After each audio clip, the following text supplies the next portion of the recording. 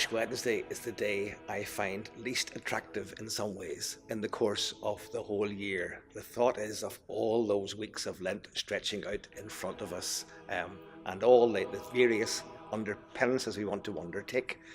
But I find there's actually a great wisdom in Lent. For example, every first Friday of the month here in one of the churches in the city of Derry, we have a healing evening. A healing evening. People gathering to pray for healing. And I find the church is so often full of people, the walking wounded in different ways, who are crying out for healing in their relationships, for their families, perhaps for illness or whatever else. So I think there's a great wisdom in the whole Lenten message as it builds up to the events, particularly of Good Friday. The first thing that Lent tells me is that we can be independent of all the other calls on us just to be consumers.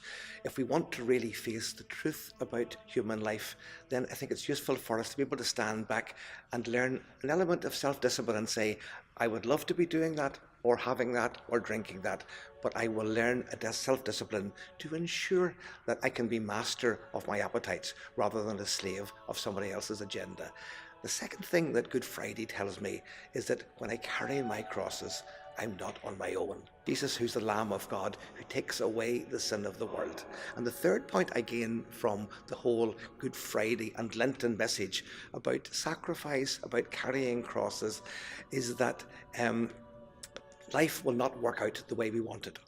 Life is very often difficult. But Jesus says to us, not that things will work out well according to our desires, but that no matter how things work out, all will be well. There is someone whose life and death has given a meaning to all of the crosses that we carry in our lives. So the wonderful message of Jesus early in St. John's Gospel, that the truth will set us free, I think is an invitation to journey with him, with the truth of who we are as people, the reality that life is difficult, but also recognizing that Jesus carries our crosses, particularly if we are prepared to help others to carry their crosses. Lent and Good Friday are not a depressing message.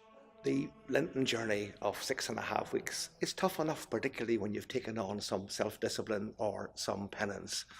But I think there's a great wisdom in the gospel which talks about the truth being what sets us free.